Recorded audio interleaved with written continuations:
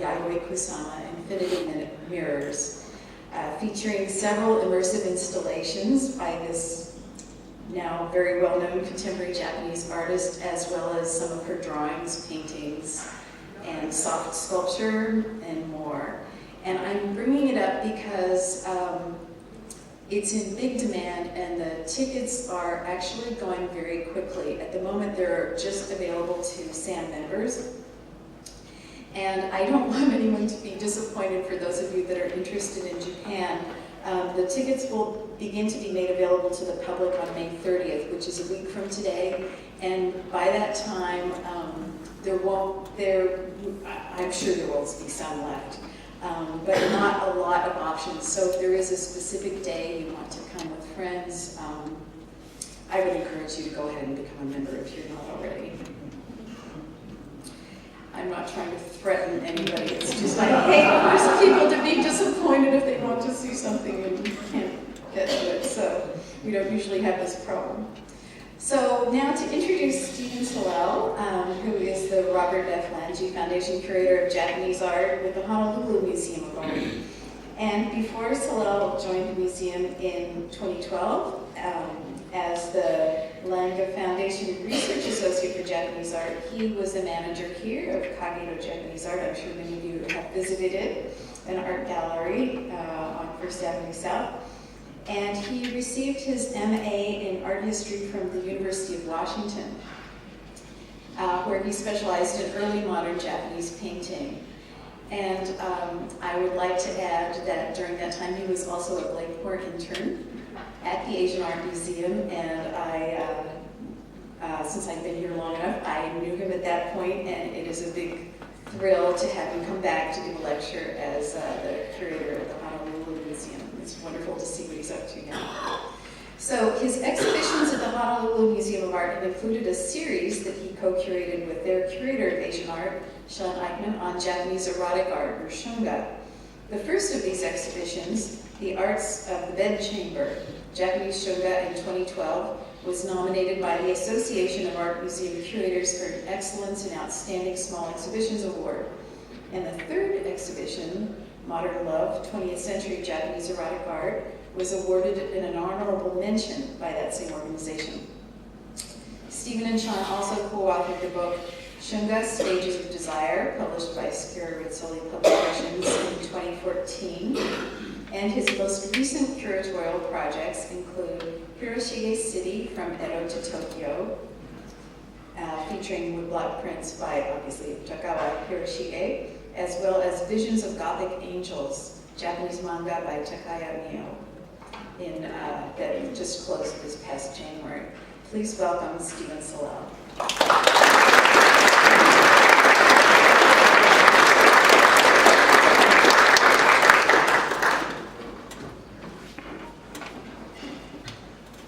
Thank you, Sarah, and Peter and Dale, for all the work that you did to make this possible. And thank you all for coming this evening. I will try to be brief, but those of you who know me realize that I get very passionate about these projects that I work on, so they gave me an hour to talk, which means I'm going to be talking for an hour. I'll try to make it interesting. Let me just say that it's a great pleasure to be back here in Seattle. As Sarah said, I was a student here at the University of Washington pursuing my MA degree back around 2001 through 2006. After that, I was working at Kagero Japanese Art, and in 2011, I moved to Hawaii to work at the Honolulu Museum of Art, where I am now, as Sarah said, the Robert F. Lange Foundation Curator of Japanese Art. It is a strange experience living in Hawaii, which is officially the most remote location on Earth. It's difficult to develop a dialogue with other museums and with other Japanese art specialists. So I wanted to say how grateful I am to the National Association of Japan-America Societies and to the Japan-US Friendship Commission for inviting me here to speak to you all this evening.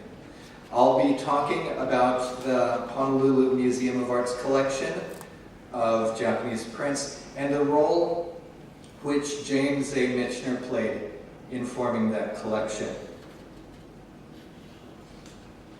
I've divided my talk into a couple of topics, which I list here. Please rest assured that this is a talk for a general audience. I'm not going to be getting into discussion of theoretical issues, and I'm not going to bombard you with a lot of terminology. It should be a fun talk.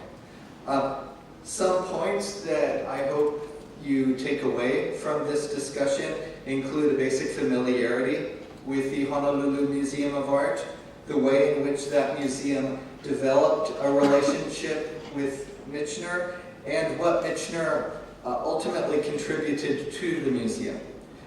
Most importantly, I hope that this talk about the collaboration between Michener and the HMA offers you insights about how other organizations, including the Seattle Art Institute, the Seattle Art Museum, can foster relationships with benefactors. So let me begin by talking about Mr. Michener and what he describes as those magnificent scraps of paper and the people who collected them. We tend to think about art collectors individually, and indeed the motivations and the strategies for building collections of art vary from person to person. But what I'd like to emphasize at this point is that Michener was part of a community of art aficionados. Some of them, such as Ernest Fenollosa, have attained international celebrity status, while the names of others might not be as familiar to us. I'd like to divide this group of collectors into two subgroups, and one of those are collectors who become benefactors of American museums. And so while we may not forever remember the names of all these people, when we think of them collectively as art organizations, the accomplishments of these collectors becomes impossible to overlook. In the field of Japanese prints, 3 American museums, the Boston Museum of Fine Art, the Art Institute of Chicago, and the Honolulu Museum of Art, boast impressive holdings. The Boston Museum of Fine Art's collection of Japanese prints totals more than 30,000, with contributions from William Sturgis Bigelow, the family of William and John Spalding, and the family of Jared and Charles Morse.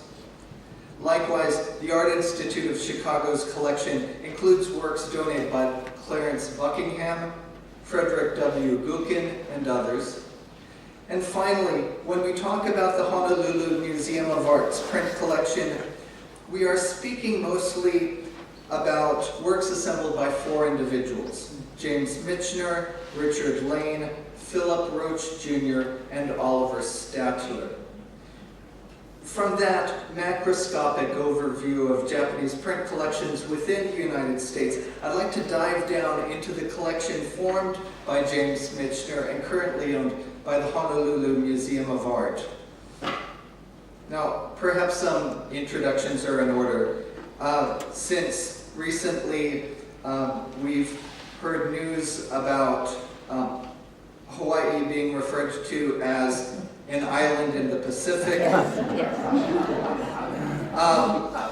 For anybody whose understanding of history and geography are as weak as my own, please indulge me in a few words about the Aloha State. The United States consists of 50 states plus the federal district of Washington, D.C. There are also 16 territories, including Puerto Rico and Guam. The volcanic archipelago of Hawaii consists of 8 main islands and became a territory of the United States in 1898, and it became the country's 50th and most recent state in 1958. And, by the way, that was where I work, the Honolulu Museum of Art on the southeastern corner of Oahu in the city of Honolulu. The museum was founded by Ms. Anna Rice Cook, daughter of a prominent missionary family on Oahu and wife of Charles Montague Cook. In 1882, the Cooks built a house near downtown Honolulu, but the more their art collection grew, the more they wanted to share it with the public. So in 1927, Ms. Cook transformed the residence into a museum, which was then called the Honolulu Academy of Arts.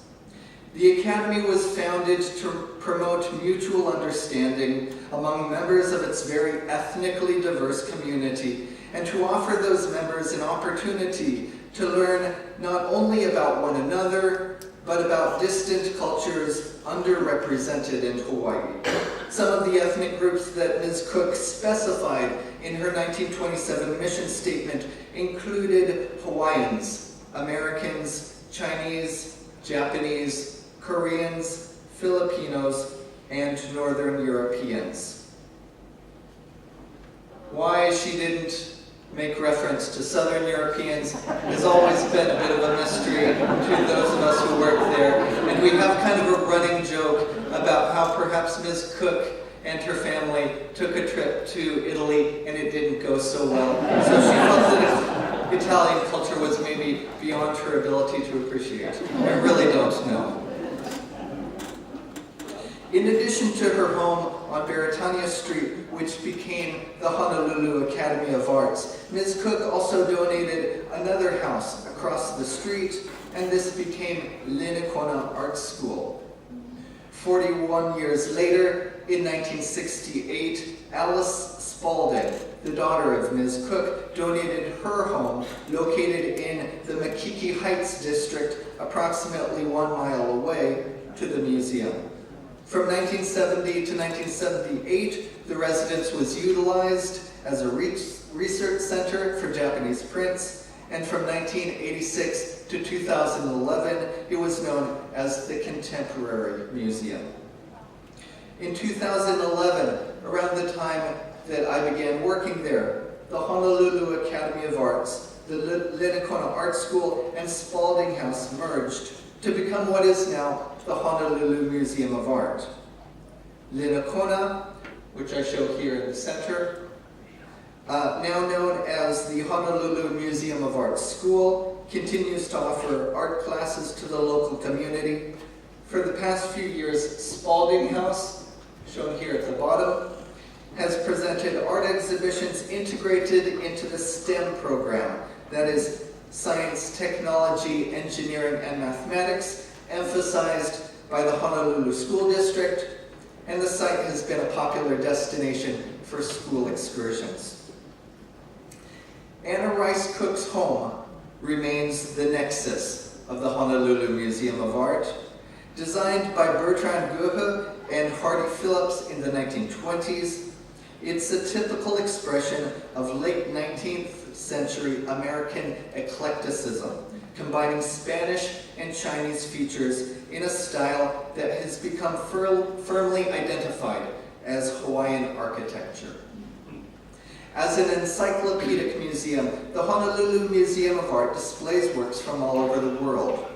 Some of the galleries are thematic, such as this portraiture gallery, which includes works by such disparate artists as John Singer Sargent and Alex Katz.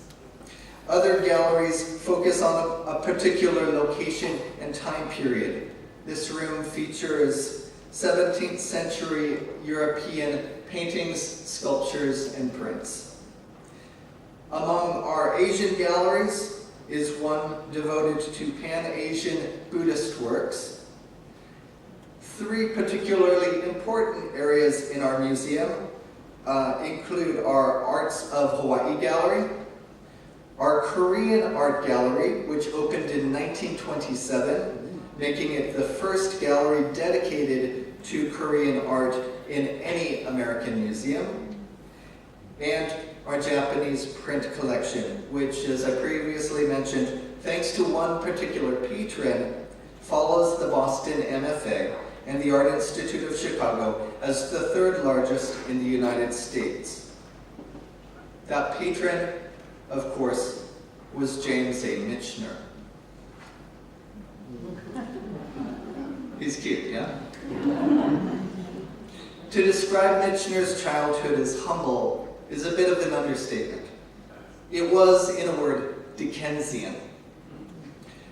He was an orphan, and according to his official biography, he was raised by a poor young widow in Doylestown, Pennsylvania, along with many foster children.